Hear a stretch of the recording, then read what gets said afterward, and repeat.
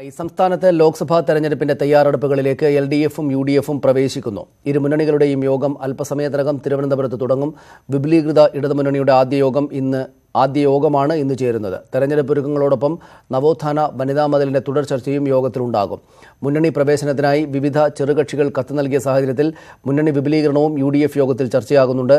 PC. ജോർജിനെ എടുക്കുന്നതിനെ മുസ്ലിം ലീഗും K M. മാണിയും യോഗത്തിൽ എതിർത്തേക്കും. വിവരങ്ങളുമായി തിരുവനന്തപുരത്ത് നിന്നും വി അരുണും ടി.ജി. സജിത്തും ചേരുന്നു. ആദ്യം വി അരുണിലേക്ക്. അരുൺ, എൽ.ഡി.എഫ് യോഗം എപ്പോഴാണ് ആരംഭിക്കുക? ഈ മുന്നണിയുമായി ബന്ധപ്പെട്ട പതിവ് കാര്യങ്ങൾക്ക് പുറമെ എന്തൊക്കെ ചർച്ചയാകും?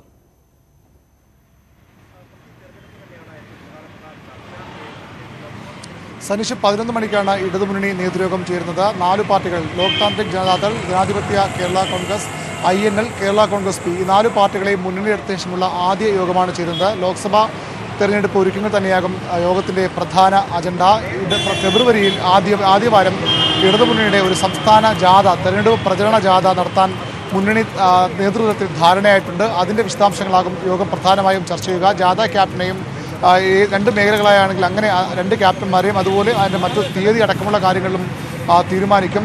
നേരത്തെ തന്നെ CPM CPI പാർട്ടി തലത്തിൽ തെരഞ്ഞെടുപ്പ് ഒരുക്കങ്ങൾ ആരംഭിച്ചു കഴിഞ്ഞു. CPM സംസ്ഥാനതല ശില്പശാലകൾ നടത്തി. അത് മണ്ഡലതലങ്ങളും പൂർത്തിയായി ഇപ്പോൾ ബൂത്ത് തല ശില്പശാലകളിലേക്ക് കടക്കുകയാണ്. CPI 2 മേഖലകളായി പാർട്ടി ക്ലാസുകളാണ്, അതായത് സംസ്ഥാനത്തെ ഇപ്പോഴത്തെ രാഷ്ട്രീയ സാഹചര്യം പ്രവർത്തകരെ പഠിപ്പിക്കാനുള്ള, വിശദീകരിക്കാനുള്ള പാർട്ടി ക്ലാസുകളാണ് വടക്കൻ മേഖലയിലും തെക്കൻ മേഖലയിലും നടത്തുന്നത്. ഈ ദിവസങ്ങളിൽ ആ യോഗങ്ങളും നടക്കുന്നുണ്ട്. ഇത്തരത്തിൽ 2 പ്രധാന പാർട്ടികളും, മുന്നണി 2 പ്രധാന പാർട്ടികളും തിരഞ്ഞെടുപ്പ് ഒരുക്കങ്ങൾ ആരംഭിച്ചു കഴിഞ്ഞു. ഇനി അതിനൊരു മുന്നണി സംവിധാനത്തിൽ, മുന്നണി രൂപത്തിൽ അത്തരമൊരു തെരഞ്ഞെടുപ്പ് പ്രചരണ പരിപാടികൾക്കാണ് പാർട്ടി ആലോചിക്കുന്നത്. തെരഞ്ഞെടുപ്പ് ഏറ്റവും പ്രധാന വിഷയമായി ഉയർന്നു വരിക ശബരിമല സ്ത്രീ പ്രവേശന വിധിയും സ്ത്രീ പ്രവേശനവും തന്നെയാകുമെന്ന് ഉറപ്പായിട്ടുണ്ട്. അതുകൊണ്ട് തന്നെ ഇതുവരെ സർക്കാർ സ്വീകരിച്ച നടപടികൾ അത് ജനങ്ങളെ വിശദീകരിക്കുക, നിരവധി പൊതുയോഗങ്ങളിലൂടെയും നേതാക്കളുടെ വാർത്താസമ്മേളനങ്ങളുടെയും ഒക്കെ തന്നെ ഇടതുമുന്നണി ആ ഒരു തീരുമാനം ജനങ്ങളെ അറിയിച്ചു കഴിഞ്ഞു.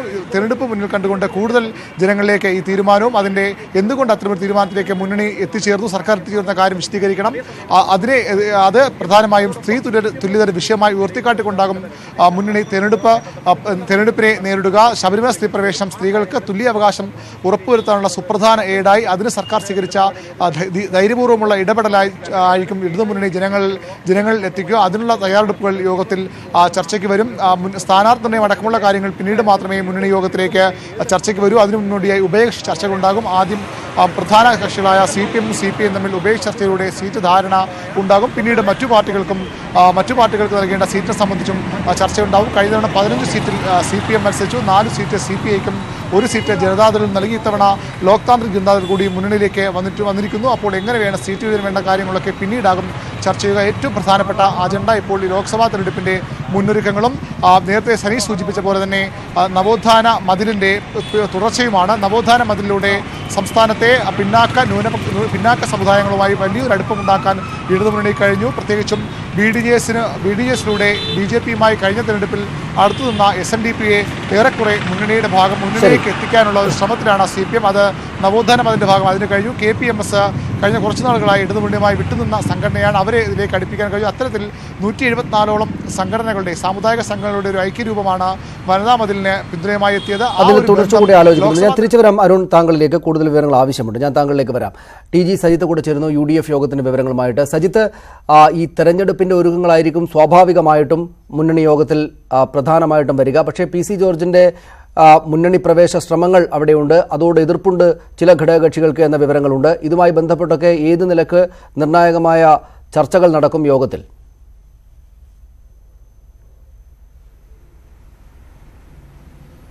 സനീഷ്, മുന്നണി വിപുലീകരണം, UDF വിപുലീകരണം ഇന്നത്തെ UDF യോഗത്തിന്റെ പ്രധാന അജണ്ടയായി ഉൾപ്പെടുത്തിയിട്ടില്ല. പക്ഷേ PC ജോർജ് അടക്കമുള്ള ചില ചെറുകക്ഷികൾ കത്തു നൽകിയ സാഹചര്യത്തിൽ സ്വാഭാവികമായും ഇത് മുന്നണി യോഗത്തിൽ പരാമർശിക്കപ്പെട്ടേക്കാം. തെരഞ്ഞെടുപ്പ് ഒരുക്കങ്ങളാണ് ഇന്നത്തെ UDF യോഗത്തിൽ പ്രധാനമായും ചർച്ചയ്ക്ക് വരുന്നത്. കാരണം മുൻ തെരഞ്ഞെടുപ്പുകളിൽ നിന്ന് വ്യത്യസ്തമായി ഇത്തവണ നേരത്തെ തയ്യാറെടുപ്പുകൾ നടത്താനാണ് UDFന്റെ ധാരണ. കോൺഗ്രസ് ഈ വിഷയത്തിൽ അല്പം മുന്നോട്ട് പോയിട്ടുണ്ട്. കാരണം അടുത്ത മാസത്തോടു കൂടി സ്ഥാനാർത്ഥി പ്രഖ്യാപനം അടക്കം പൂർത്തിയാക്കാനാണ് കോൺഗ്രസിലെ ധാരണ. ഇതിനനുസരിച്ച് UDFിലെ മറ്റ് കക്ഷികളും സീറ്റ് ധാരണയുണ്ടാക്കണം, സ്ഥാനാർത്ഥി നിർണ്ണയം പൂർത്തിയാക്കണം, അങ്ങനെ വളരെ വേഗത്തിൽ തെരഞ്ഞെടുപ്പിലേക്ക് ഒരുങ്ങണം എന്നതാണ് നിലവിലുണ്ടായിരിക്കുന്ന ധാരണ. കഴിഞ്ഞ തവണ വീരേന്ദ്രകുമാർ മത്സരിച്ച പാലക്കാട് സീറ്റ് കോൺഗ്രസ് ഏറ്റെടുക്കും. നേരത്തെ കോൺഗ്രസിന്റെ സിറ്റിംഗ് സീറ്റായിരുന്നു അത്. വീരേന്ദ്രകുമാർ മുന്നണിയിലെത്തിയപ്പോഴാണ് അത് വീരേന്ദ്രകുമാറിന് വിട്ടുകൊടുത്തത്. അവർ മുന്നണി വിട്ട സാഹചര്യത്തിൽ അത് കോൺഗ്രസ് ഏറ്റെടുക്കും. ഇത്തരത്തിലാണ് നിലവിലുണ്ടായിരിക്കുന്ന ധാരണ. മുന്നണി വിപുലീകരണം സംബന്ധിച്ച് PC ജോർജ് കോൺഗ്രസുമായി സഹകരിക്കാനുള്ള ഒരു കത്ത് നൽകിയിട്ടുണ്ട്. ഇതിന് പുറമെ കാമരാജ് കോൺഗ്രസ്, JSSലെ രാജൻ ബാബു വിഭാഗം തുടങ്ങിയവരും UDFുമായി സഹകരിക്കാനുള്ള താല്പര്യം അറിയിച്ചിട്ടുണ്ട്. ഇത്തരക്കാരെ എങ്ങനെ മുന്നണിയിൽ ഉൾപ്പെടുത്തണം തുടങ്ങിയ സംബന്ധിച്ചുള്ള ചില നേരിയ ആശയവിനിമയത്തിന് സാധ്യതയുണ്ട്. PC ജോർജ് കത്ത് നൽകിയ കാര്യം കോൺഗ്രസ് ഇന്ന് UDF യോഗത്തെ അറിയിക്കും. പക്ഷേ ഈ വിഷയത്തിൽ വലിയൊരു വെല്ലുവിളി UDFിനകത്ത് ഉണ്ടാകുമെന്ന കാര്യത്തിൽ തർക്കമില്ല. കാരണം കേരള കോൺഗ്രസ് എമ്മും മുസ്ലിം ലീഗിലെ ഒരു വിഭാഗവും ശക്തമായ എതിർപ്പ് PC ജോർജിനെ സഹകരിപ്പിക്കുന്നതിൽ ഉയർത്തിയിട്ടുണ്ട്. അങ്ങനെയെങ്കിൽ തെരഞ്ഞെടുപ്പിന് മുമ്പായി ഇവരെ മുന്നണിയിൽ പ്രവേശിപ്പിക്കാതെ മാറ്റി നിർത്തി തെരഞ്ഞെടുപ്പിൽ ഒരു സഹകരണം സാധ്യമാകുമോ എന്നതായിരിക്കും കോൺഗ്രസ് പരിശോധിക്കുക. അത്തരമൊരു നിലപാടായിരിക്കും ഇന്നത്തെ UDF യോഗത്തിൽ കോൺഗ്രസ് സ്വീകരിക്കുക.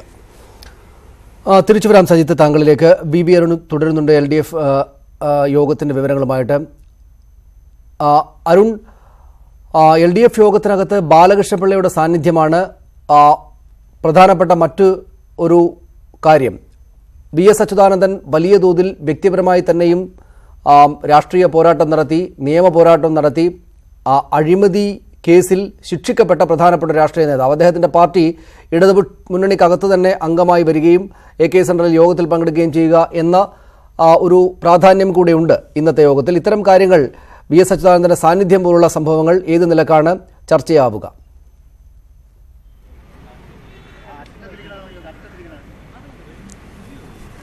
സനീഷ്, ഇടതുമുന്നണിയിലെ പുതിയ കക്ഷികളിൽ നേരത്തെ ലോക് താന്ത്രിക് ദൾ നേരത്തെ പതിറ്റാണ്ടുകളോളം ഇടതുമുന്നണിക്ക് ഒപ്പം നിന്ന പാർട്ടിയാണ്. അതുപോലെ തന്നെ INL കാൽ നൂറ്റാണ്ടിലേറെയായി ഇടതുമുന്നണിയുമായി സഹകരിക്കുന്ന പാർട്ടിയാണ്. ജനാധിപത്യ കേരള കോൺഗ്രസും അതിൻ്റെ പല രൂപങ്ങളിൽ ഇടതുമുന്നണിയുമായി സഹകരിച്ചിരുന്ന പാർട്ടിയാണ്. പക്ഷേ കേരള കോൺഗ്രസ് ബിയുടെ രംഗപ്രവേശമാണ് ഈ ഇടതുമുന്നണി യോഗത്തെ ഏറ്റവും ശ്രദ്ധേയമാക്കുന്നത്.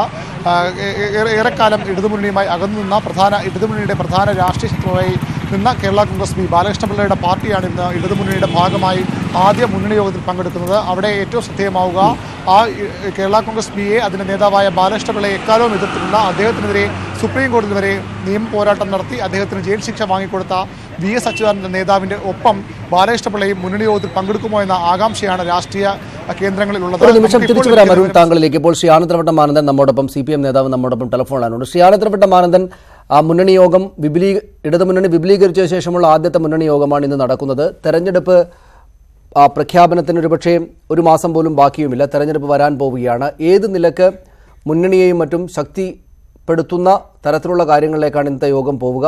ഏത് നിലക്കുള്ള രാഷ്ട്രീയ പ്രാധാന്യമുണ്ട് നിങ്ങളുടെ യോഗത്തിന്?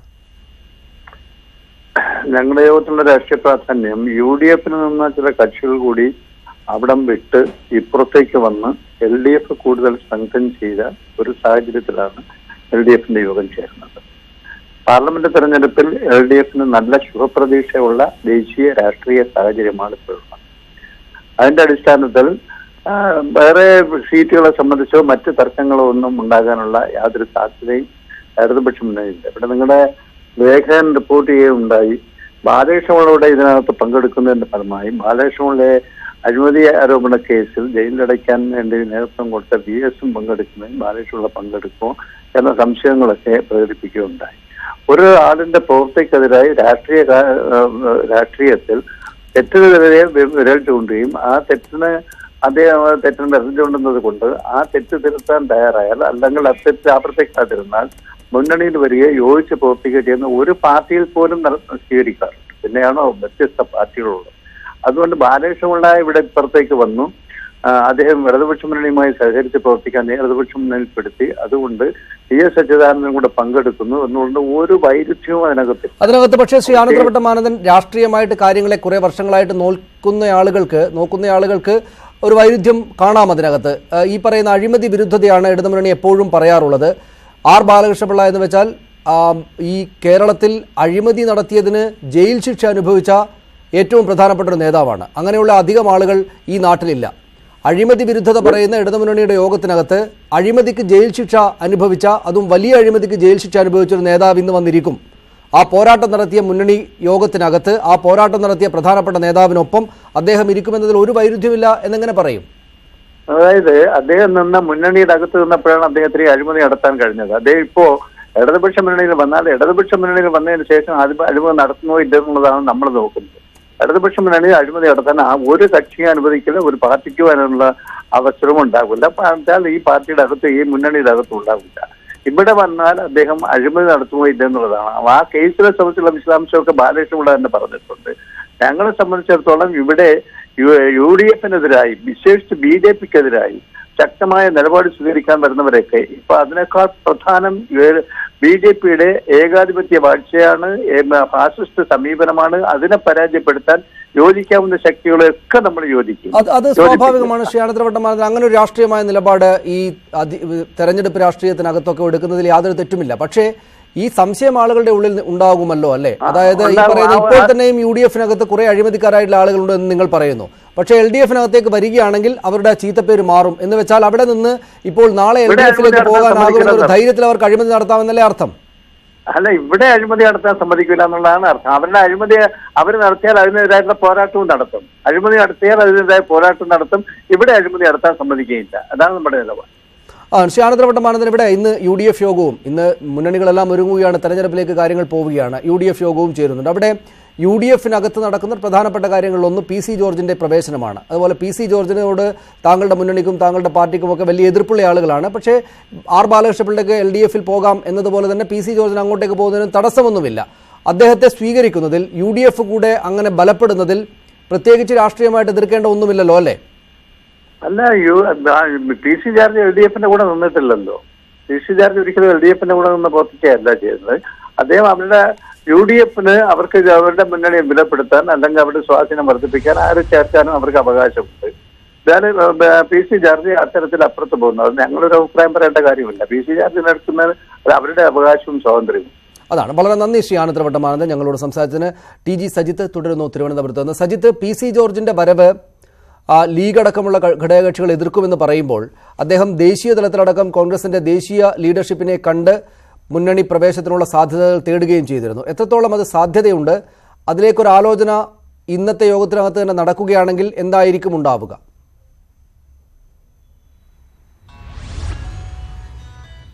ലോക്സഭാ തെരഞ്ഞെടുപ്പിന് മുമ്പ് PC ജോർജ് UDF പ്രവേശനം സാധ്യമാകാനുള്ള ഒരു സാധ്യതയുമില്ല. ആ തരത്തിലേക്ക് UDF രാഷ്ട്രീയത്തിനകത്ത് ചർച്ചകൾ ഇതുവരെ നടന്നിട്ടുമില്ല.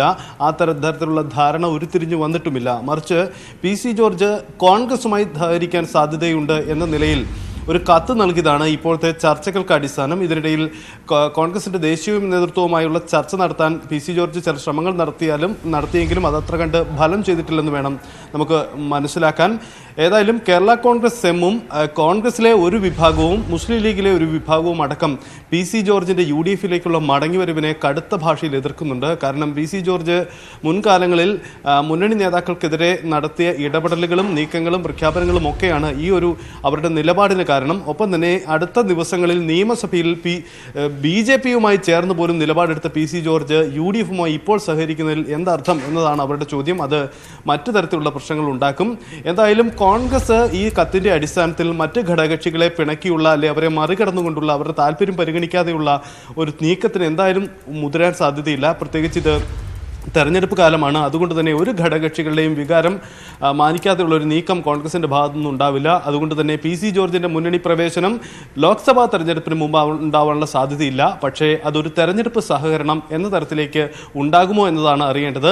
UDF-ൽ മറ്റൊരു സാഹചര്യം കൂടിയുണ്ട്. കാരണം മുന്നണിയുമായി സഹകരിക്കാൻ താല്പര്യപ്പെടുന്ന കക്ഷികളെ അസോസിയേറ്റ് അംഗങ്ങളായി ഒപ്പം നിർത്തുന്ന ഒരു മുൻകാല അനുഭവം UDF-ന് ഉണ്ടായിട്ടുണ്ട്. ഒരുപക്ഷെ അത്തരം സാധ്യതകൾ ഉണ്ടാകുമോ? ഇക്കാര്യങ്ങളൊക്കെയാണ് ഇനി അറിയേണ്ടത്. എന്തായാലും UDF-ന്റെ ഒരു പൂർണ്ണ അംഗമായി PC ജോർജ് സമീപകാലത്ത് UDF രാഷ്ട്രീയത്തിനൊപ്പം ചേരാനുള്ള സാധ്യത ഇപ്പോൾ നമുക്ക് പറയുക വയ്യ. അതാണ് അതുമായി ബന്ധപ്പെട്ട കാര്യം. ഒരു കാര്യം കൂടെ സജിത്ത്, ഈ മുന്നണി യോഗത്തിനകത്ത് രാഷ്ട്രീയമായുള്ള ചർച്ചകൾ വരുമ്പോൾ ഈ മതവിശ്വാസവുമായി ബന്ധപ്പെട്ട കാര്യങ്ങളാകും ഈ ലോക്സഭാ തെരഞ്ഞെടുപ്പിലേക്ക് പോകുമ്പോൾ പ്രധാനമായുമുള്ള നാട്ടിലെ വിഷയം എന്ന കാര്യത്തിൽ ആർക്കും സംശയമില്ലല്ലോ. അവിടെ ശബരിമല വിഷയമുണ്ട്. അതിൽ കോൺഗ്രസ് അടക്കമുള്ള UDF കക്ഷികളെടുത്ത നിലപാടുകൾ അവിടെയുണ്ട്. ഒപ്പം PK കുഞ്ഞാലിക്കുട്ടി അവിടെ മുത്തലാഖ് ചർച്ചയുമായി ബന്ധപ്പെട്ട് വോട്ടെടുപ്പുമായി ബന്ധപ്പെട്ടുള്ള അദ്ദേഹത്തിൻ്റെ അസാന്നിധ്യമുണ്ടാക്കിയ രാഷ്ട്രീയ പ്രശ്നങ്ങളുണ്ട്. ഇതെല്ലാം കൂടെ വരുമോ? സ്വാഭാവികമായിട്ടും വരും. അതേത് നിലക്കായിരിക്കും അവിടെ ചർച്ചകൾക്ക് കാരണമാവുക? ഈ രണ്ട് നേരത്തെ BB അരുൺ റിപ്പോർട്ട് ചെയ്തതുപോലെ ചെറിയ ചെറിയ സാമുദായിക കക്ഷികളെല്ലാം LDF-നോട് ഹിന്ദു സാമുദായിക കക്ഷികളെല്ലാം LDFനോട് ചേർന്ന് നിൽക്കുന്ന ഒരു സാഹചര്യം പൊതുവിൽ കാണാനുണ്ട്. അതിനെ എങ്ങനെ മറികടക്കാം എന്നത് പോലുള്ള ചർച്ചകൾ അതിനകത്ത് വരികയില്ലേ?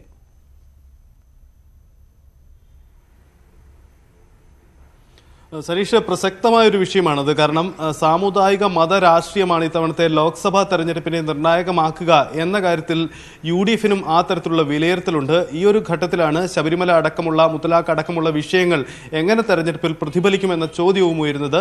UDF രാഷ്ട്രീയത്തെ സംബന്ധിച്ച് ശബരിമല വിഷയത്തിൽ തുടക്കത്തിൽ വലിയ പാളിച്ചയുണ്ടായെങ്കിലും പിന്നീടെടുത്ത നിലപാടുകൾ തങ്ങളുടെ നിലപാട് ശരിവെക്കുന്നതായിരുന്നു എന്നതാണ് UDFന്റെ പൊതുവായ വിലയിരുത്തൽ. മുന്നണി കേന്ദ്രങ്ങളും മുന്നണി നേതാക്കളും ഒക്കെ ആ തരത്തിലാണ് വിലയിരുത്തിയിരിക്കുന്നത്. BJPയും സർക്കാരും ഇടതുമുന്നണിയും രണ്ട് ധ്രുവങ്ങളിൽ നിന്നപ്പോൾ വ്യത്യസ്തമായൊരു തലത്തിലാണ് UDF തുടക്കത്തിൽ മുതലേ കാര്യങ്ങളെ കൈകാര്യം ചെയ്തത്. ആദ്യഘട്ടത്തിൽ ചിത്രത്തിലേ ഇല്ലായിരുന്നു.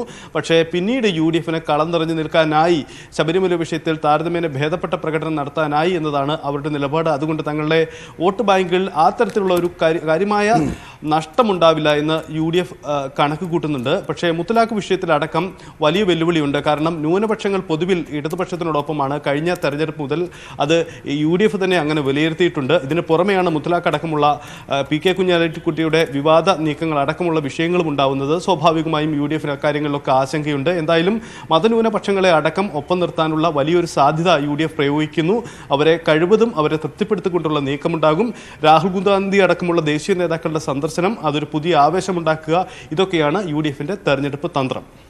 VV അരുണിലേക്ക് വീണ്ടും. അരുൺ, ഇവിടെ ഈ പിന്നാക്ക ദലിത് സമുദായ സംഘടനകളിൽ ചിലത് ഈ നവോത്ഥാന ചർച്ചകളുമായിട്ട് ബന്ധപ്പെട്ടും ശബരിമല സമരവുമായി ബന്ധപ്പെട്ടുമൊക്കെ LDFനോടൊപ്പം ചേർന്നിട്ടുണ്ടെങ്കിലും പ്രധാനപ്പെട്ട ഒരു കക്ഷി, മുന്നാക്ക കക്ഷി സമുദായ സംഘടന NSS വലിയ തോതിലുള്ള ശത്രുതയിലേക്ക് പോയി എന്നതും നമ്മുടെ മുന്നിലുള്ളതാണല്ലോ. ഇടതുമുന്നണിക്കകത്ത് CPM അതിശക്തമായിട്ട് തന്നെ ഈ NSSനെ എതിർക്കുകയും മറുപടി കൊടുക്കുകയും ചെയ്യുകയും നല്ല ശത്രുതയിലേക്ക് കാര്യങ്ങൾ എത്തിയിട്ടുണ്ട്. ലോക്സഭാ തെരഞ്ഞെടുപ്പ് വരികയാണ്. പ്രധാനപ്പെട്ട ഒരു വോട്ട് ബാങ്കാണ് NSS. അതേസമയം CPIക്ക് അത്തരത്തിൽ അതിശക്തമായിട്ട് NSSനെ എതിർത്ത് പോകേണ്ടതില്ല എന്നൊരു നിലപാടുണ്ട് എന്നും കഴിഞ്ഞ ദിവസം വാർത്തകളിൽ കണ്ടു. ആ നിലയ്ക്ക് ഈ NSSുമായിട്ടൊക്കെയുള്ള ബന്ധം ചർച്ചയാവുകയാണെങ്കിൽ ഓരോ ഘടകകക്ഷികളുടെയും അഭിപ്രായം അതിനകത്ത് എന്തായിരിക്കും?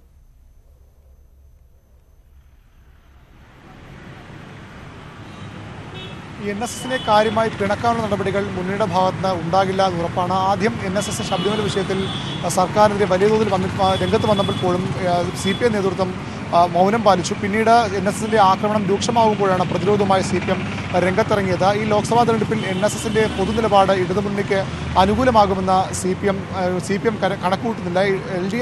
LDFും അത്തരമൊരു വിലയിരുത്തലില്ല. ഏതായാലും NSS ഇടതുമുന്നണിക്ക് എതിരായി തന്നെ നിൽക്കും. അപ്പോൾ പരമാവധി മറുഭാഗത്തു നിന്ന് ന്യൂനപക്ഷ സമുദായത്തിൽ നിന്നും അതുപോലെ തന്നെ പിന്നാക്ക ഹൈന്ദവ സംഘടനകളുടെയും ഒരു പിന്തുണ ഉറപ്പാക്കാനാണ് ഇടതുമുന്നണി ലക്ഷ്യമിടുന്നത്. മറ്റൊരു കാര്യം കൂടി ഇടതുമുന്നണി കണക്കുകൂട്ടുന്നത് NSS എക്കാലത്തും UDFനെ കാര്യമായി സഹായിച്ചു പോകുന്ന, പ്രത്യേകിച്ച് കോൺഗ്രസിനെ കാര്യമായി സഹായിച്ചു പോകുന്ന ജനവിഭാഗമാണ്. ഇത്തവണ ആ ഒരു വോട്ട് ബാങ്കിൽ വിള്ളലുണ്ടാകുമെന്ന് ഇടതുമുന്നണി കണക്കുകൂട്ടുന്നു. കഴിഞ്ഞ തിരഞ്ഞെടുപ്പ് മുതൽ BJPയും NSSന്റെ ഈ വോട്ട് ബാങ്ക് UDFന് മൊത്തത്തിൽ കിട്ടിക്കൊണ്ടിരുന്ന വോട്ട് ബാങ്കിൽ, അതല്ലെങ്കിൽ ഏറെ കൂറും UDFന് കിട്ടിക്കൊണ്ടിരുന്ന വോട്ട് ബാങ്കിൽ ഒരു വിഹിതം BJPയിലേക്ക് പോകുന്നു. അങ്ങനെ NSS വോട്ട് വിഭജിച്ചു പോകുമെന്ന കണക്കുകൂട്ടലാണ് ഇടതു നേതൃത്വത്തിനുള്ളത്. അതുകൊണ്ട് തന്നെ അത് കാര്യമായി ഇടതുമുന്നണിയുടെ സാധ്യതകളെ ബാധിക്കില്ല. CPMന്റെയും ഇടതുമുന്നണി അടിയുറച്ച NSS വോട്ടുകൾ, അല്ലെങ്കിൽ ആ സമുദായത്തിൽ ലഭിക്കുന്ന വോട്ടുകൾ അത് ഇത്തവണയും തങ്ങൾക്കൊപ്പം നിൽക്കും. മറ്റു അധികം വരുന്ന വോട്ടുകൾ ഭിന്നിച്ചു പോകും. അതുകൊണ്ട് അത് കാര്യമായി മുന്നണിയെ ബാധിക്കില്ല എന്നൊരു വിലയിരുത്തലാണ് ഇടതു നേതൃത്വത്തിനുള്ളത്. അതുകൊണ്ട് NSSുമായി അടുക്കാനുള്ള ശ്രമങ്ങൾ കാര്യമായി ഉണ്ടാകില്ലെന്ന് തന്നെ പറയേണ്ടി വരും. അതിന് കാരണം NS ഒരു കാരണവശാലും മുന്നണിയുമായി ചേർന്ന് പോകില്ല എന്ന മുന്നണി നേതൃത്വത്തിന് ഉറപ്പായി കഴിഞ്ഞു. പ്രത്യേകിച്ചും സർക്കാരും അതുപോലെ CPMും മയപ്പെട്ട നിലപാടെടുക്കുമ്പോഴും നിലപാടുകളെ ആക്രമിച്ചുകൊണ്ട് വളരെ സൂക്ഷ്മമായ ആക്രമണം നടത്തിക്കൊണ്ടാണ് NS ജനറൽ സെക്രട്ടറി മുന്നോട്ട് പോകുന്നത്. അതുകൊണ്ട് തന്നെ NSSന്റെ കാര്യമായ പിന്തുണ ഈ ലോക്സഭാ തെരഞ്ഞെടുപ്പിലെങ്കിലും ഇടതുമുന്നണി പ്രതീക്ഷിക്കുന്നില്ല എന്ന് പറയേണ്ടി വരും. അത് മറികടക്കാനുള്ള മറ്റു വഴികൾ ഞാൻ നേരെ സൂചിപ്പിച്ച പോലെ ന്യൂനപക്ഷ വോട്ടും അതുപോലെ തന്നെ ഹൈന്ദവ സമൂഹത്തിലെ പിന്നാക്ക സമുദായങ്ങളുടെ വോട്ടുമാണ് പ്രധാനമായും ആകർഷിക്കാൻ ഇടതുമുന്നണി ശ്രമിക്കുക. ശ്രീ KM മാണി ഇപ്പോൾ നമ്മോടൊപ്പം ടെലിഫോൺ ലൈനുണ്ട്. ശ്രീ KM മാണി, ഇന്ന് വളരെ പ്രധാനപ്പെട്ട മുന്നണി യോഗം, ഇരു മുന്നണികളുടെയും യോഗം ഇന്ന് നടക്കുകയാണ്. തെരഞ്ഞെടുപ്പാണ് നിങ്ങൾക്ക് മുന്നിലുള്ളത്. എന്തൊക്കെ കാര്യങ്ങളാകും ചർച്ചയാവുക? എത്രക്ക് പ്രധാനപ്പെട്ടതാണ് UDF യോഗം? അദ്ദേഹം ടെലിഫോൺ ലൈനിലില്ല.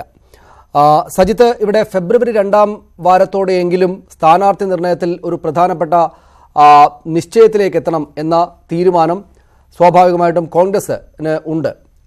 സ്വാഭാവികമായിട്ടും ഓരോ മുന്നണികളുടെയും സീറ്റ് സംബന്ധിച്ചൊക്കെയുള്ള ധാരണ, പ്രാഥമികമായിട്ടുള്ള ആലോചനകൾ ഇന്നത്തെ യോഗത്തിൽ നടക്കാൻ എന്തെങ്കിലും സാധ്യതയുണ്ടോ?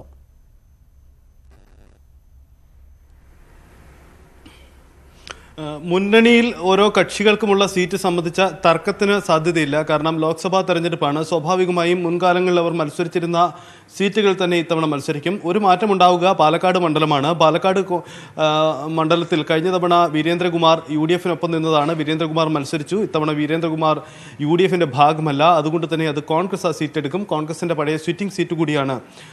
കോൺഗ്രസ് പണ്ട് മത്സരിച്ചിരുന്ന സീറ്റ് കൂടിയാണ് പാലക്കാട് എന്ന പ്രത്യേകതയുണ്ട്. അത് ഒഴിച്ചു നിർത്തിയാൽ മറ്റ് കാര്യമായ ആശയക്കുഴപ്പങ്ങളോ മറ്റു പ്രശ്നങ്ങൾക്കോ ഒന്നും ഇത്തവണ ഈ സീറ്റ് നിർണയവുമായി ബന്ധപ്പെട്ട് ഉണ്ടാവില്ല. പക്ഷേ സ്ഥാനാർത്ഥി നിർണയമാണ് കുഴയ്ക്കുന്ന ഒരു വിഷയം. അത് ഒരുപക്ഷേ കേരള കോൺഗ്രസിലോ മുസ്ലിം ലീഗിലോ RSPയിലോ ഒന്നും ഒരു തർക്കത്തിന് ഇടവെച്ചേക്കില്ലെങ്കിലും കോൺഗ്രസിൽ അതായിരിക്കില്ല സ്ഥിതി. കാരണം കോൺഗ്രസിനെ സംബന്ധിച്ച് തെരഞ്ഞെടുപ്പ് കാലത്ത് സ്ഥാനാർത്ഥി നിർണയം വലിയ വെല്ലുവിളിയാണ്. എല്ലാ കാലത്തും തർക്കങ്ങളും വിമത നീക്കങ്ങൾക്കും ഒക്കെ പതിവാണ്. പക്ഷേ ഇത്തവണ അത് മറികടക്കാനുള്ള ചില തുടക്കങ്ങൾ കോൺഗ്രസിൽ ഉണ്ടായിട്ടുണ്ട് എന്നതാണ് ഇപ്പോഴത്തെ ശ്രദ്ധേയമായ കാര്യം. കഴിഞ്ഞ ദിവസം AK ആന്റണി അടക്കം പ്രഖ്യാപിച്ചതുപോലെ ഫെബ്രുവരി മാസത്തോടെ അടുത്ത മാസം ആദ്യ വാരം തന്നെ സ്ഥാനാർത്ഥി നിർണയം പൂർത്തിയാക്കുക എന്നൊരു നിർണായക നീക്കം കോൺഗ്രസിന്റെ ഭാഗത്തുനിന്നുണ്ടാവുന്നുണ്ട്. AICC നേതൃത്വത്തിന്റെ കർശന നിർദ്ദേശം ഇത് സംബന്ധിച്ചുണ്ട്. അങ്ങനെയെങ്കിൽ ഇത്തവണ കോൺഗ്രസ് ക്യാമ്പ് വളരെ നേരത്തെ സ്ഥാനാർത്ഥി നിർണയം പൂർത്തിയാക്കുകയും UDF മൊത്തത്തിൽ പുതിയ രീതിയിൽ വളരെ വേഗത്തിൽ തെരഞ്ഞെടുപ്പ് രംഗത്തേക്ക് സജീവമാവുകയും ചെയ്യുന്ന ഒരു സാഹചര്യമുണ്ടാവും. മുൻകാല തെരഞ്ഞെടുപ്പുകളിൽ ഇടതുമുന്നണി പ്രചരണം ആരംഭിക്കുമ്പോൾ ഏറ്റവും പിന്നിൽ നിൽക്കുന്ന ഒരു സാഹചര്യമായിരുന്നു UDF-ന് ഉണ്ടായിരുന്നത്. പക്ഷേ ഇത്തവണ UDF ആദ്യഘട്ടത്തിൽ തന്നെ പ്രചരണം മുന്നിൽ തന്നെ ഉണ്ടാകുമെന്നതാണ് UDF കേന്ദ്രങ്ങൾ നൽകുന്ന സൂചന. അത് പരമാവധി തെരഞ്ഞെടുപ്പ് നേട്ടമായി മാറ്റുക, കൂടുതൽ ദേശീയ നേതാക്കളെ പങ്കെടുപ്പിക്കുക, സോണിയാഗാന്ധി രാഹുൽ ഗാന്ധി അടക്കമുള്ള പരമാവധി പരിപാടികൾ പൊതുയോഗങ്ങൾ സംസ്ഥാനത്ത് സംഘടിപ്പിച്ചുകൊണ്ട് ഒരു പുതിയ ആവേശമാക്കി UDF ക്യാമ്പിനെ മാറ്റുക. ഇതൊക്കെയാണ് കോൺഗ്രസ് ലക്ഷ്യമിടുന്ന UDF ലക്ഷ്യമിടുന്ന തെരഞ്ഞെടുപ്പ് തന്ത്രം. ഞാൻ തിരിച്ചു വരാം സജിത്ത്. ഒപ്പം അരുൺ, താങ്കളിലേക്കും ഞാൻ തിരിച്ചു വരാം. ഇപ്പോൾ മറ്റൊരു വാർത്ത കൂടെയുണ്ട്. കേരളത്തിലെ ലോക്സഭാ തെരഞ്ഞെടുപ്പ് പ്രചാരണത്തിൽ പുതിയ തന്ത്രവുമായി കോൺഗ്രസ്. രാഹുൽ ഗാന്ധിയുടെ റാലികളേക്കാൾ റോഡ് ഷോകൾ സംഘടിപ്പിക്കാനാണ് തീരുമാനം. ദേശീയ മുദ്രാവാക്യത്തിനൊപ്പം സംസ്ഥാന തലത്തിലും പ്രത്യേക പ്രചാരണ മുദ്രാവാക്യത്തിന് രൂപം നൽകും. ശബരിമല വിഷയത്തിൽ സർക്കാർ നിലപാടിനെതിരെ ദേശീയ നേതാക്കളെയും ഇറക്കും. 28 അംഗ പ്രചാരണ സമിതിയും 15 അംഗങ്ങൾ ഉള്ള മീഡിയ ഏകോപന സ്ഥാനാർത്ഥി നിർണയ സമിതികളും ഉടൻ പ്രഖ്യാപിക്കും. വിവരങ്ങളുമായി M ഉണ്ണികൃഷ്ണൻ ചേരുന്നു. ഉണ്ണികൃഷ്ണൻ, ഇത്രയ്ക്ക് സുഘടിതമായിട്ട് മുന്നോട്ട് പോവുക എന്നത്, അല്ലെങ്കിൽ നേരത്തെ തന്നെ കാര്യങ്ങളെ നിശ്ചയിക്കുക എന്നത് UDF-ന് സാധാരണഗതിയിൽ അത്രയ്ക്ക് എളുപ്പത്തിൽ നടപ്പാക്കാവുന്ന കാര്യമോ അല്ലെങ്കിൽ മുൻകാലങ്ങളിൽ അങ്ങനെ നടപ്പാക്കിയ കാര്യവുമല്ല. ഇത് കേരളത്തിൽ വലിയ മുന്നൊരുക്കങ്ങളോടുകൂടി കൃത്യമായി തന്നെ മുന്നോട്ട് പോകാനുള്ള കാര്യങ്ങൾ ദേശീയ തലത്തിൽ തന്നെ തീരുമാനിച്ചിരിക്കുന്നു എന്നാണോ മനസ്സിലാക്കേണ്ടത്?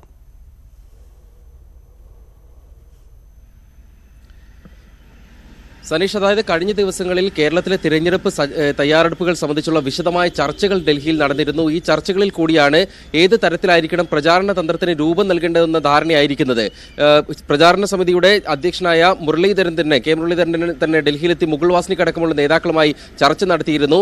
കേരളത്തിൽ രാഹുൽ ഗാന്ധിയുടെ റാലികളെക്കാൾ റോഡ് ഷോകൾ നടത്തുക പരമാവധി എന്നൊരു തന്ത്രത്തിനാണ് കോൺഗ്രസ് ഇപ്പോൾ രൂപം നൽകിയിരിക്കുന്നത്. രാഹുൽ ഗാന്ധിയുടെ ഒരു റാലി മാത്രമാണ് തിരഞ്ഞെടുപ്പിന് മുമ്പ് ഉണ്ടാവുക. അതേസമയം വിവിധ മേഖലകളിൽ രാഹുൽ ഗാന്ധിയെ പങ്കെടുപ്പിച്ചുകൊണ്ടുള്ള റോഡ് ഷോകൾ നടത്തുന്നതിലൂടെ പരമാവധി ആൾക്കാരെ പ്രദേശങ്ങളിൽ ആകർഷിക്കാൻ കഴിയുമെന്നൊരു കണക്കുകൂട്ടലാണ് കോൺഗ്രസിനുള്ളത്. നമ്മൾ ഉത്തരേന്ത്യൻ സംസ്ഥാനങ്ങളിലൊക്കെ കണ്ടതാണ് രാഹുലിന്റെയും മറ്റു പ്രമുഖ നേതാക്കളുടെയും ഒക്കെ ഈ റോഡ് ഷോ പ്രചാരണ രീതികൾ. അത് ഇത്തവണ കേരളത്തിൽ ലോക്സഭാ തെരഞ്ഞെടുപ്പിൽ സജീവമായി തന്നെ പയറ്റാൻ കോൺഗ്രസിന്റെ ഭാഗത്ത് നിന്ന് ശ്രമങ്ങൾ ഉണ്ടാകും. റോഡ് ഷോകൾ നടത്തുമ്പോൾ ക്ഷേത്രങ്ങൾ സന്ദർശിക്കുന്നതൊക്കെ രാഹുൽ ഗാന്ധി സമീപകാലത്ത് നടന്ന 5 നിയമസഭാ തെരഞ്ഞെടുപ്പുകളിലൊക്കെ പരിചയമാക്കിയ ഒരു പ്രചാരണ തന്ത്രം കൂടിയാണെന്നും ഓർക്കണം. അതേസമയം ദേശീയ തലത്തിലുള്ള ഒരു പൊതു മുദ്രാവാക്യം ഉണ്ടാകും കോൺഗ്രസിന്റെ തിരിച്ചുവരവിന് വേണ്ടി. അതിന് സമാനമായ രീതിയിൽ സംസ്ഥാന തലത്തിലും ഒരു മുദ്രാവാക്യം ആവിഷ്കരിക്കാനുള്ള നടപടികളും ആരംഭിച്ചിട്ടുണ്ട്. ശബരിമല വിഷയം മുഖ്യ പ്രചാരണായുധമാകുമെന്ന് തന്നെയാണ് കോൺഗ്രസിന്റെ കണക്കുകൂട്ടൽ. അങ്ങനെ പ്രചാരണായുധമാവുകയാണെങ്കിൽ കോൺഗ്രസിന്റെ ഇരട്ടത്താപ്പിനെ വിമർശിക്കാൻ സാധ്യതയുണ്ട് CPM-ഉം BJP-യും. അതിന് മറുപടി നൽകാൻ ദേശീയ നേതാക്കളെ അടക്കം രംഗത്തിറക്കാനുള്ള പദ്ധതിയും കോൺഗ്രസ് ആലോചിക്കുന്നുണ്ട്. ശബരിമല വിഷയത്തിൽ സംസ്ഥാന സർക്കാരിനെ കടന്നാക്രമിക്കുക എന്ന് തന്നെയാകും കോൺഗ്രസിന്റെ ലക്ഷ്യവും. വിവിധ സമിതികൾക്ക് രൂപം നൽകാനുള്ള തീരുമാനം ഇന്നലെ തന്നെ കൈക്കൊണ്ടിട്ടുണ്ട്. 4 സമിതികളാണ് രൂപീകരിക്കുക. അതിൽ പ്രചാരണ സമിതിയിൽ 28 അംഗങ്ങളായിരിക്കും ഉണ്ടാവുക. അതിൽ സാംസ്കാരിക രംഗത്തുള്ളവരെ അടക്കം ഉൾപ്പെടുത്തും ആ സമിതിയിൽ. മാത്രമല്ല തിരഞ്ഞെടുപ്പ് സമിതി, മാധ്യമ സമിതി, ഏകോപന സമിതി എന്നിവയാണ് മറ്റ് സമിതികൾ. ഈ 3 സമിതികളിലും 15 അംഗങ്ങൾ വീതമായിരിക്കും ഉണ്ടാവുക. സനീഷ്, നന്ദി ഉണ്ണികൃഷ്ണൻ വിവരങ്ങൾക്ക്. കോൺഗ്രസ് കുറെ കൂടെ സജീവമായിട്ട് ഇത്തരം കാര്യങ്ങൾ ആലോചിക്കുകയും മറ്റും ചെയ്യുന്നു. ദേശീയ നേതൃത്വമടക്കം അത്തരം തന്ത്രങ്ങളിലേക്കും മറ്റും ഇപ്പോൾ തന്നെയും പോയിരിക്കുന്നു. സാധാരണഗതിയിൽ ഉണ്ടാകാറുള്ള ഒരല്പം പിന്നോട്ട് നിൽപ്പ് ഈ മുന്നണിക്ക് UDF-ന് ഇത്തവണ ഉണ്ടാകാൻ പാടില്ല എന്ന നല്ല വാശി ആ ഭാഗത്തുണ്ടാകുന്നതായിട്ട് ശ്രദ്ധയിൽ വരുന്നുണ്ട്. പുതിയ തന്ത്രങ്ങൾ തന്നെ ആവിഷ്കരിക്കപ്പെടും എന്നാണ് മനസ്സിലാക്കേണ്ടത്. ഞാൻ ടി ജി സജിലേക്ക് UDF-മായി ബന്ധപ്പെട്ട വിവരങ്ങൾക്ക് വരാം. അതിനു മുമ്പ് ശ്രീ അരുൺ അവിടെ തുടരുന്നുണ്ട്. അരുൺ, നേരത്തെ നമ്മൾ UDF-നകത്തെ സ്ഥാനാർത്ഥി നിർണയ ചർച്ചകളിലേക്കൊക്കെ കാര്യങ്ങൾ പോകുമോ എന്നത് കേട്ടു. ഈ LDF-നകത്ത് സ്ഥാനാർത്ഥി നിർണയം സംബന്ധിച്ചോ സീറ്റുകളുടെ എണ്ണം സംബന്ധിച്ചോ വലിയ തർക്കമൊന്നും ഉണ്ടാകാൻ ഒരു സാധ്യതയുമില്ലാത്തതാണ്. എങ്കിലും അത്തരം കാര്യങ്ങൾ കൂടെ അവിടെ ചർച്ചയാകുമോ? ഒപ്പം ഇപ്പോൾ ഉണ്ണികൃഷ്ണൻ റിപ്പോർട്ട് ചെയ്തതുപോലെ UDF-ന്റെ ദേശീയ നേതൃത്വത്തിന് തന്നെ കുറെ കൂടെ ശ്രദ്ധ കേരളത്തിനകത്തേക്ക് വരികയും രാഹുൽ ഗാന്ധി എന്ന പുതിയ വലിയ ഒരു താരശേഷി കിട്ടിയ നേതാവ് കേരളത്തിലേക്ക് വരികയും ഒക്കെ ചെയ്യുന്ന സാഹചര്യത്തെ എങ്ങനെ രാഷ്ട്രീയമായിട്ട് നേരിടാം എന്നതുകൂടെ അവർ ആലോചിക്കുകയില്ലേ? ഈ രാഷ്ട്രീയ ചർച്ചകളെ, വിഷയങ്ങളെ വിന്യസിക്കുന്നത് സംബന്ധിച്ച് എന്തൊക്കെയായിരിക്കും യോഗത്തിനകത്ത് ചർച്ചയാവുക?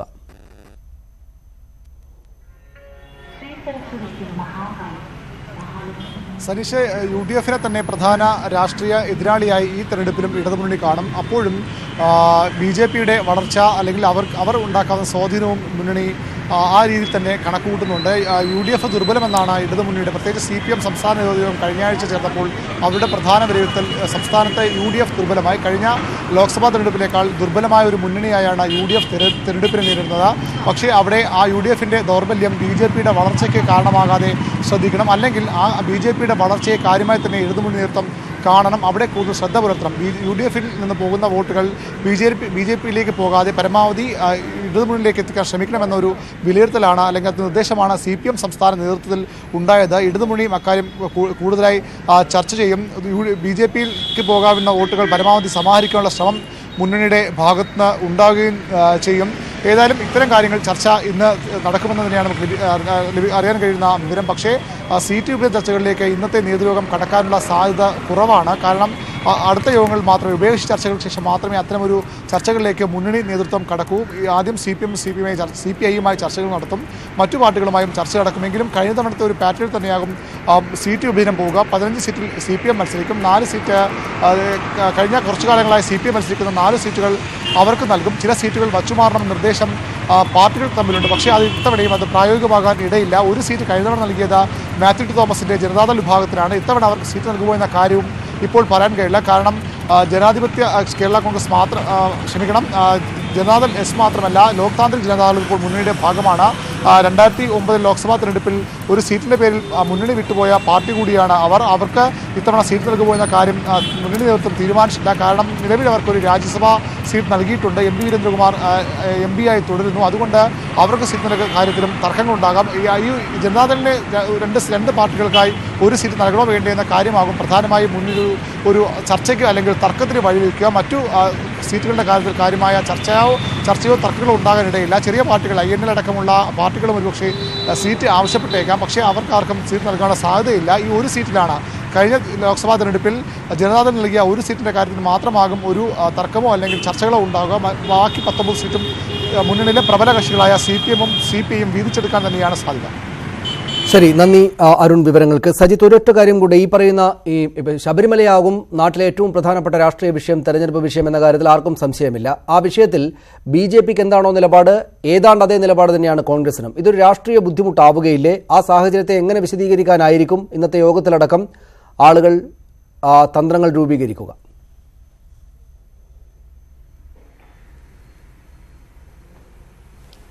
ശബരിമലയാണ് മുഖ്യ പ്രചരണ വിഷയം എന്ന കാര്യത്തിൽ തർക്കമില്ല. UDF-ന്റെ വിലയിരുത്തലും അങ്ങനെ തന്നെയാണ്. കഴിഞ്ഞ ദിവസം പ്രധാനമന്ത്രി നരേന്ദ്രമോദി അടക്കമുള്ളവർ സംസ്ഥാനത്തെത്തി കോൺഗ്രസിനെ പേരെടുത്ത് വിമർശിച്ച, കോൺഗ്രസിന്റെ ശബരിമല വിഷയത്തിലെ നിലപാടിനെ പേരെടുത്ത് പറഞ്ഞ് പരാമർശിച്ച് പരിഹസിച്ച ഒരു സാഹചര്യമുണ്ട്. അതുകൊണ്ട് സ്വാഭാവികമായും കോൺഗ്രസിന് ആ തരത്തിലുള്ള വിവാദങ്ങൾക്കൊക്കെ മറുപടി പറയേണ്ട ഒരു രാഷ്ട്രീയ സാഹചര്യവുമുണ്ട്.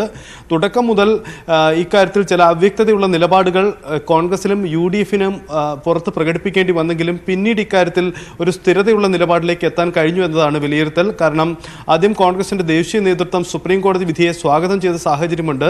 സംസ്ഥാന കോൺഗ്രസിൽ പിന്നീട് ഈ സ്ത്രീ പ്രവേശനത്തെ എതിർക്കുന്ന നിലപാടിലേക്ക് എത്തിയ എത്തിയപ്പോഴും ദേശീയ നേതൃത്വത്തിന്റെ നിലപാടായിരുന്നു വെല്ലുവിളി. പക്ഷേ ഏറ്റവും ഒടുവിൽ രാഹുൽ ഗാന്ധിയും നിലപാട് മാറ്റുന്നു. രാഹുൽ ഗാന്ധിയും സംസ്ഥാനത്തെ സാഹചര്യങ്ങളിൽ വ്യത്യസ്തതയുണ്ട് എന്ന് വ്യക്തമാക്കിയതോടുകൂടി ഇക്കാര്യങ്ങളിൽ അവ്യക്തത പൂർണ്ണമായും മാറിയെന്നും തെരഞ്ഞെടുപ്പ് രംഗത്ത് ആ തരത്തിൽ ഭിന്ന നിലപാടുണ്ട് എന്ന തരത്തിലുള്ള വെല്ലുവിളി ഉണ്ടാവില്ല എന്ന് തന്നെയാണ് ചൂണ്ടിക്കാണിക്കപ്പെടുന്നത്. നേരത്തെ ഉണ്ണി സൂചിപ്പിച്ച ഒരു പ്രധാനപ്പെട്ട സാഹചര്യം കൂടിയുണ്ട്. കാരണം കോൺഗ്രസിന്റെ ദേശീയ നേതൃത്വത്തിന്റെ ഭിന്ന നിലപാടുണ്ട് എന്ന തരത്തിൽ പ്രചരണം ഉണ്ടാവുമ്പോൾ അതിന് മറുപടി പറയേണ്ടി വരും.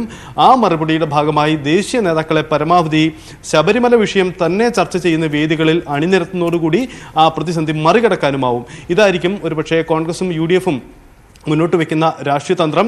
എന്തായാലും കോൺഗ്രസിന്റെ ദേശീയ നേതാക്കളിൽ ഊന്നിയുള്ള ഒരു പ്രധാന പ്രചരണ പരിപാടിയായിരിക്കും ലോക്സഭാ തെരഞ്ഞെടുപ്പിൽ UDF സംസ്ഥാനത്ത് ലക്ഷ്യമിടുന്നത്. അത് കൂടുതൽ പ്രചരണ പരിപാടികൾ, റോഡ് ഷോ അടക്കമുള്ള മറ്റു നീക്കങ്ങളിലേക്കും കോൺഗ്രസ് കടക്കുമെന്ന കാര്യത്തിൽ തർക്കമില്ല. എന്തായാലും ഒരു കാര്യം ഉറപ്പാണ്, മുൻകാലങ്ങളിൽ നിന്ന് വ്യത്യസ്തമായി കൂടുതൽ വ്യത്യസ്തമാർന്ന പ്രചരണ പരിപാടികളിലേക്ക് കോൺഗ്രസ് ഇത്തവണ വരുമെന്ന് ഉറപ്പാണ്. കാരണം പ്രത്യേക മീഡിയ പ്രചരണ സമിതി ചെയർമാനെ തന്നെ രൂപീകരിച്ചുകൊണ്ട് ആ തരത്തിലുള്ള നീക്കം കോൺഗ്രസിൽ നേരത്തെ തന്നെ തുടക്കമായിരുന്നു. അത് സംസ്ഥാനത്തെ തെരഞ്ഞെടുപ്പിൽ ഇത്തവണ പ്രകടമാക്കാൻ തന്നെയാണ് UDF-ന്റെയും കോൺഗ്രസിന്റെയും തീരുമാനം. നന്ദി സജിത്ത്. വിവരങ്ങൾക്കൊപ്പം BB അരുൺ, M ഉണ്ണികൃഷ്ണൻ വിവരങ്ങൾ നൽകിയതിന് നന്ദി. നാട് ലോക്സഭാ തെരഞ്ഞെടുപ്പിന്റെ ചൂടിലേക്ക് പതുക്കെ അടുക്കുകയാണ്. ഇരു മുന്നണികളും BJP അടക്കമുള്ള ആളുകളും അതിശക്തമായി തന്നെ അവരുടെ പ്രചാരണ പരിപാടികളിലേക്ക് നീങ്ങുകയുമാണ്. ഇരു മുന്നണികളുടെയും LDF-ന്റെയും UDF-ന്റെയും യോഗം ഇന്ന് തിരുവനന്തപുരത്ത് അല്പസമയത്തിനകം ആരംഭിക്കും. പ്രധാനപ്പെട്ട യോഗങ്ങളാണ്. ഇടതുമുന്നണിയുടെ വിപുലീകരിച്ചതിന് ശേഷമുള്ള ആദ്യത്തെ യോഗമാണ്. കൂടുതൽ കക്ഷികൾ വന്നു ചേർന്ന യോഗം അല്പസമയത്തിനകം 11 മണിയോടുകൂടി ആരംഭിക്കും. UDF-ന്റെയും യോഗം ഇന്നാണ് നടക്കാൻ പോകുന്നത്.